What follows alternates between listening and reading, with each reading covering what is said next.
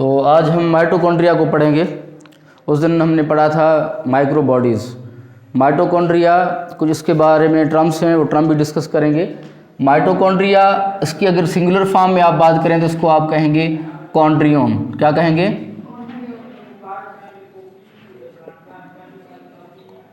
कॉन्ड्रियोन भी कह सकते हैं या कॉन्ड्रियोसोम भी कह सकते हैं। और mitochondria also called power house of cell. इसको और क्या कहते हैं? Power house of cell.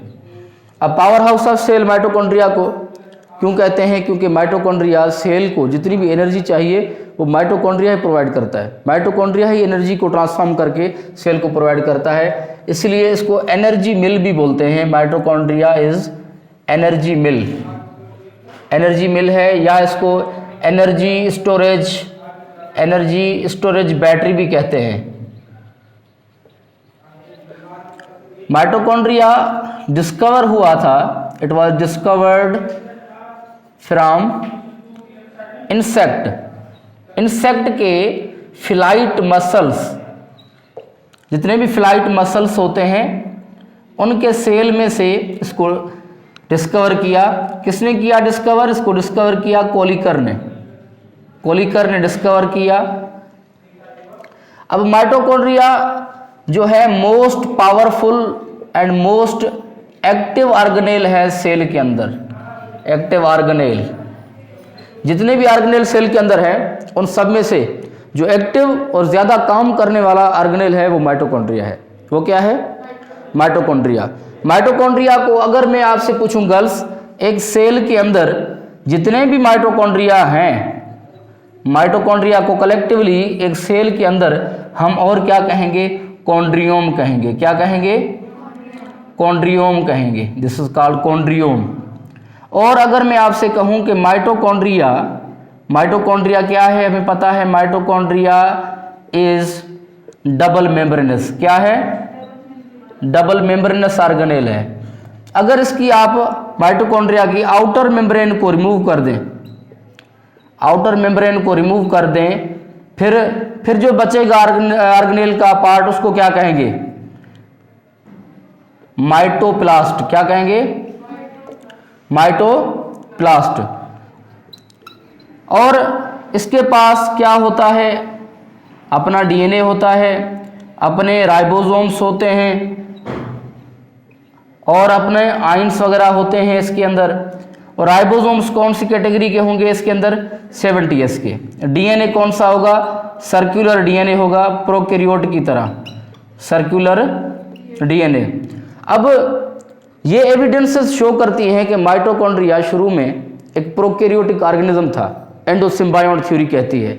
तो इसलिए हम कहेंगे माइटोकॉन्ड्रिया क्या है? Mitochondria is cell within cell. It's just like a cell within cell. ये टर्म क्यों कहती है? क्योंकि एंडोसिम्बायोट थ्योरी कहती है कि mitochondria it was a prokaryote in origin.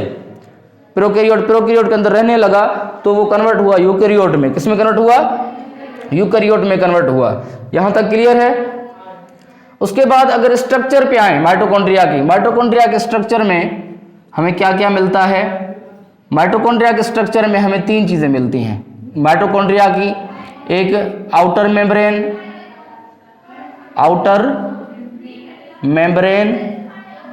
और inner membrane and fluid part, that is called matrix. Outer membrane इसकी क्या होती है? आउटर मेम्ब्रेन कौन बताएगा मुझे? आउटर मेम्ब्रेन क्या होती है इसकी? स्मूथ होती है। आउटर मेम्ब्रेन क्या होती है? स्मूथ होती है। और माइटोकॉन्ड्रिया की अगर हम बात करें, जो इनर मेम्ब्रेन है वो स्मूथ नहीं है, उसमें फोल्डिंग्स हैं। उसमें क्या है? फोल्डिंग्स हैं, मतलब ये रफ है। और फोल्डिंग्स को कहते हैं क्रिस्टी। क्या कहते हैं? क्रिस्टी कहते हैं। मैट्रिक्स के अंदर क्या होगा? राइबोसोम्स होंगे, DNA plus ions, fluid. Okay. अब इसके पास अपना डीएनए है, माइटोकॉन्ड्रिया के पास क्या है? अपना डीएनए है, अपने राइबोसोम्स हैं। तो इस बुनियाद पे हम क्या कह सकते हैं? Mitochondria is semi autonomous. It is semi autonomous organelle, ये इसको सेमी ऑटोनोमस भी कह सकते हैं आप, सेमी ऑटोनोमस। अब सेमी ऑटोनोमस क्यों कहेंगे? क्योंकि ये क्या है, फुली डिपेंडेंट नहीं है सेल पे, ये फुली डिपेंडेंट सेल पे नहीं है, इसलिए हम इसको सेमी ऑटोनोमस कहेंगे। ये हाफली डिपेंडेंट है सेल पे और हाफ खुद काम करता है अपने, जैसे अपने जब भी प्रोटीन चाहिए होंगे ये खुद बनाएगा, क्योंकि राइबोसोम भी अपने हैं और डीएनए भी अपना है, राइबोसोम भी अपने हैं और डीएनए भी अपना है, तो इसलिए ये क्या करता है और सेल पे कैसे डिपेंड करता है। सपोज करें फूड आया बाहर से, कहां से आएगा? बाहर से ही आएगा ना। ग्लूकोज कहां से आता है? बाहर से ही आता है। तो मटेरियल बाहर से आएंगे, वो भी इसको चाहिए। ऑक्सीजन कहां से आएगा? साइटोप्लाज्म से चाहिए ना, सेल से चाहिए। तो हाफली सेल पे डिपेंडेंट है और हाफली खुद पे डिपेंडेंट है। यहां तक क्लियर? आउटर मेम्ब्रेन इसकी स्मूथ होती है, और अगर मैं कहूं outer membrane and inner membrane में ज्यादा साइज में बड़ी कौन सी होगी? Inner membrane. क्यों? वेरी गुड, क्योंकि वो सरफेस एरिया को बढ़ाती है। किसको बढ़ाती है? सरफेस एरिया को बढ़ाती है। रॉड शेप, फिलामेंटस शेप हमारे पास डबल मेम्ब्रेन ऑर्गेनेल होते हैं, इसको हम क्या कहते हैं? माइटोकॉन्ड्रिया। क्या कहते हैं गर्ल्स? ये हमारे पास सपोज करें ये हम इसकी स्ट्रक्चर इनर मेम्ब्रेन बनाए, ये इसकी इनर मेम्ब्रेन है, ये इनर मेम्ब्रेन है, फोल्डिंग्स बना रहा है। तो साइज में आपने कहा कि साइज में बड़ी कौन सी होगी? इनर मेम्ब्रेन होगी, क्योंकि उसके पास इनफोल्डिंग्स हैं। ऐसे बेटा, इनफोल्डिंग्स हैं इसके अंदर। अब ये इनफोल्डिंग्स का क्या फायदा है? ये इनफोल्डिंग्स क्यों हैं? क्योंकि ये सरफेस एरिया को बढ़ाते हैं। किसको बढ़ाते हैं? सरफेस एरिया को बढ़ाते हैं।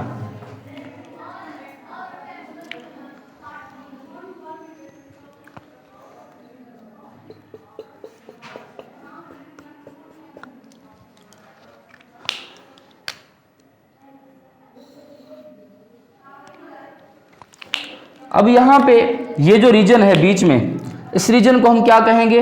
ये वाला, इसको कहेंगे मैट्रिक्स। क्या कहेंगे? Matrix reason.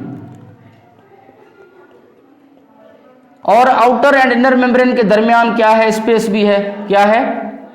स्पेस भी है। अब ये इसकी है आउटर मेम्ब्रेन, ये क्या है?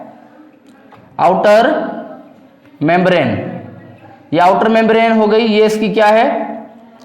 Inner membrane. This is called inner membrane. और ये जो इनफोल्डिंग अंदर की तरफ है, इसको क्या बोलेंगे? क्रिस्टी बोलेंगे। क्या बोलेंगे? क्रिस्टी। अब देखें, ये फोल्डिंग्स आउटवर्ड नहीं है, ये इनवर्ड है। ये इन्विजिलेशंस कहाँ है? मैट्रिक्स की तरफ है। कहाँ पे है? मैट्रिक्स की तरफ है।